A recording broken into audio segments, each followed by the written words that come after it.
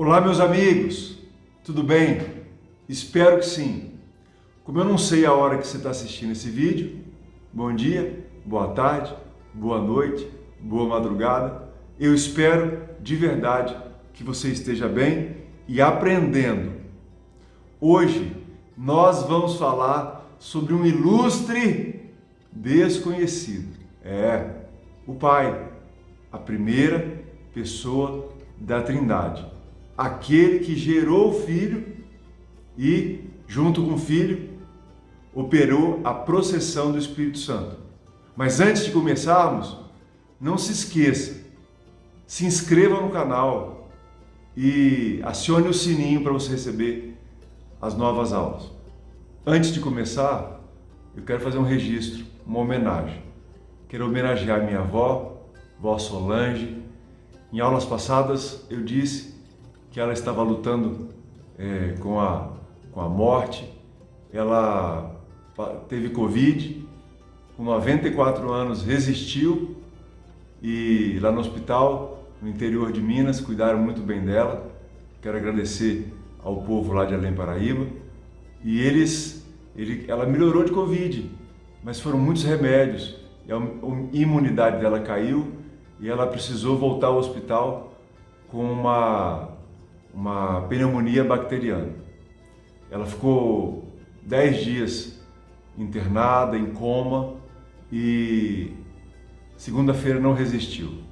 Uma guerreira, minha avó Solange, aos 94 anos foi recolhida ao céu e deve estar muito feliz nesse tempo novo da vida dela. Pensa uma mulher guerreira que teve que guerrear o tempo inteiro na vida. Quero deixar aqui a minha homenagem à minha avó. Eu sou o neto mais velho, o primeiro, e eu fui muito paparicado, fui muito cuidado. Também minha orelha é muito puxada pela minha avó. Estamos tristes porque não estamos mais com ela, mas como em abril eu tive a oportunidade de aqui do Mato Grosso ir a Belo Horizonte, eu fui vê-la lá em Além Paraíba, Minas. Eu me sinto muito reconfortado porque passei o dia inteiro com ela. Eu agradeço a Deus pela existência da minha avó, ela foi uma bênção na minha vida. Vamos tratar do Pai? Muito bem. Por que eu estava falando até agora que o Pai é um ilustre desconhecido?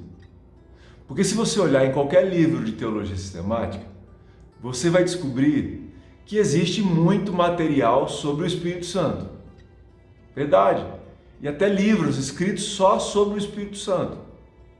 Também muito material, muito texto, muita reflexão sobre a pessoa do Filho, sobre o Cristo. Mas se você perceber, quase não tem nada escrito sobre o Pai. Então, nos livros de teologia sistemática, mesmo no Berkoff, o Berkoff ele usa várias páginas para falar do Espírito Santo e do Filho, mas para falar do Pai, quase não se fala. É metade de uma página, de um lado de uma página. Então o Pai é um grande ilustre desconhecido. Talvez porque isso é da essência nas Escrituras de quem o Pai é. Pai, ele de alguma forma vive pelos filhos. Então o Pai não tem muita proeminência, apesar do tempo inteiro de falar dele, né? De Jesus o tempo inteiro falar dele. O Pai nas Escrituras, ele aparece pouco. Verdade, parece Deus. Mas quando as Escrituras falam de Deus, elas não estão necessariamente falando do Pai, estão falando da Trindade. Especificamente do Pai, nós temos pouco material. Por isso que, desde as aulas de teologia sistemática, lá na faculdade, eu dizia, um ilustre desconhecido. Bom, esse nome Pai, ele não tem a mesma aplicação nas Escrituras para todo o decorrer das Escrituras. Em primeiro lugar, ele vai aparecer como Criador, como aquele que é a origem de todas as coisas. Então o Pai, ele é muito relacionado a essa ideia de criação. E nós temos muitos textos que especificam ou que lançam um holofote sobre o Pai nessa função da criação. Agora só lembra como ele não trabalha sozinho. Quando lá no início, no princípio criou a Trindade, os céus e a terra, um judeu não aceitaria uma afirmação dessa nunca. No princípio, Bereshit, Bará, Elohim. No princípio criou Deus, os céus e a terra. Você vê no texto que antes de nada aparece um caos e um espírito, o Espírito de Deus sobre a face das águas, e aparece logo depois Deus falando, haja luz, fiat lux. Ou seja, quem é o verbo de Deus? É o Filho. Então, quando Deus fala por meio do Filho. Então, se você perceber, no texto original de Gênesis, o Pai quase não aparece. Fala que Deus criou os céus e a terra, fala do Espírito Santo, agora está especificado, sobre a face das águas, pairava sobre a face das águas, aquela ideia da galinha lá, e o Filho dando a ordem da criação. Mas, nos outros autores, quando tratam sobre a pessoa específica do Pai, vão atribuir ao Pai a ideia de o grande Criador. Em segundo lugar, a pessoa da Trindade, Pai, ela é expressa no Antigo Testamento com aquilo que a gente chama de relação teocrática, relação de governo, relação de reinado que ele tem com seu povo Israel. E esse povo Israel do Antigo Testamento e depois o povo de Deus que é a igreja, que englobou, que ajuntou, que fez uma fagocitose, a biologia aí, em Israel, que é a igreja. A igreja não é o plano B de Deus. Não pensa isso. Arranca essa heresia da sua cabeça. Israel é o plano A de Deus, só que era a igreja pormenorizada, etnicamente apenas num povo. A igreja é o plano A extrapolado a toda a humanidade. Afinal de contas, aparece Deus, Pai, como Pai de Israel. Mas, com o advento da grande, enorme, fantástica, maravilhosa, incomensurável manifestação de Deus, revelação de Deus em Jesus, Jesus alarga o plano A, que é Israel, criando agora um novo Israel, que é o Israel antigo, mais o Israel novo. Todos aqueles que creem no nome do Filho foram feitos, foi-lhes dado o poder de serem feitos filhos de Deus, a saber, os que creem no seu nome. Então, o Pai aparece como essa relação teocrática, governamental, desse Senhor, desse Adonai sobre o povo Israel. Já no Novo Testamento, nós vamos ver objetivamente um sentido mais ético, mais familiar. O Pai é pai de muitos filhos espirituais, que é a igreja. Aqueles que creem no Filho, de novo, como é que mistura?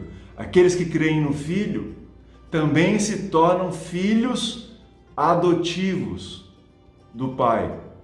E, principalmente, a relação pessoal que o Filho, Jesus encarnado, o Verbo encarnado, tem com o Pai.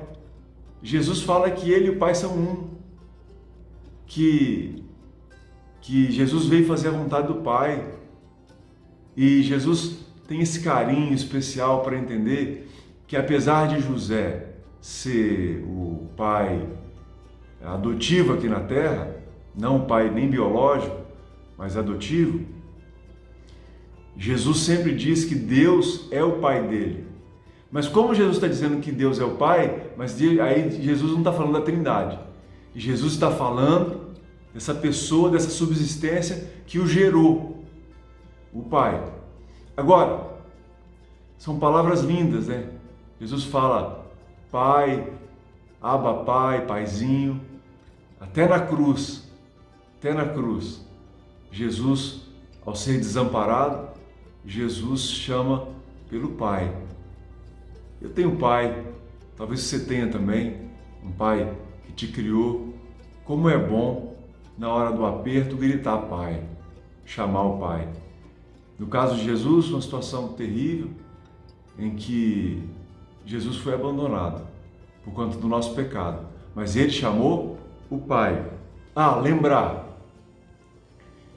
que nós temos uma sombra do Pai aqui entre nós.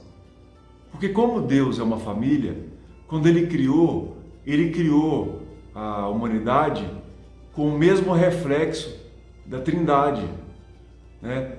É uma sombra, é aquilo que a gente chama de família trinitária. Então Deus colocou na sociedade humana a figura do Pai. E aí nós pais, nós que temos filhos, temos uma bruta de uma responsabilidade, porque ao mesmo tempo que temos que ser generosos, somos o agente da lei, somos pai. E na natureza, na sociedade, esse amor que os pais, agora os homens, têm pelos filhos, é um pálido reflexo daquilo que o pai é necessariamente, essencialmente na Trindade. Bom, segundo lugar, falando do ponto de vista negativo, aquilo que não é, podemos falar que o Berkhof diz que ele não é gerado e que, do ponto de vista positivo, quem é gerado é o Filho e quem é expirado é o Espírito Santo. E que a obra de expiração é obra do Pai e do Filho e a obra de geração, esse é do Pai, mas o Pai não é gerado. Em terceiro lugar, já terminando o conteúdo sobre o Pai, nós vemos muito o Pai naquilo que nós chamamos de obras ad extra, obras exteriores, não obras ontológicas, mas ações externas na Trindade econômica. Nós vemos o Pai planejando a obra da redenção e a eleição, inclusive a eleição que o próprio Filho seria objeto. Então o Pai, foi ele que planejou a obra da redenção. O Filho executou, mas o Pai planejou. Foi o Pai que designou o Filho como o Cordeiro do Pai que tira o pecado do mundo. Quem planejou a eleição foi Ele. Como assim eleição? É um termo muito comum nas Escrituras. Talvez você foi doutrinado de uma forma em que essa palavra foi extirpada do seu vocabulário teológico, mas a palavra eleição, predestinação, elas estão muito presentes nos escritos de Paulo. Mas eu não aceito. Então arranca as páginas da Bíblia. Arranca a página da Bíblia. Porque uma coisa eu quero te dizer com toda certeza. A palavra livre-arbítrio não tem na Bíblia. Pois é. A palavra eleição tem. Predestinação tem várias vezes. O Pai, não vamos entrar nessa briga hoje, né? Nessa discussão hoje. O Pai aparece como aquele que planeja a obra da redenção. Há também atribuída a ele como Trindade econômica a criação e providência. O que nós chamamos de providência, principalmente nos estados iniciais? Providência é a ação de Deus pela qual Ele governa e mantém tudo acontecendo como Ele deseja que aconteça. Ou seja, é quando nós dizemos popularmente, nada sai do controle de Deus. Ou, quando dizem assim, Deus é bom o tempo inteiro, todo tempo Deus é bom. Então, Ele é bom porque Ele é providente. O que é providência? Providência é quando você vai fazer uma viagem longa de moto e você não sabe se tem muitos postos de gasolina, você leva um galão extra de gasolina. Se chama providência. Você faz algo para manter a coisa funcionando, estando bem, ok? Entendeu essa explicação teológica motociclista?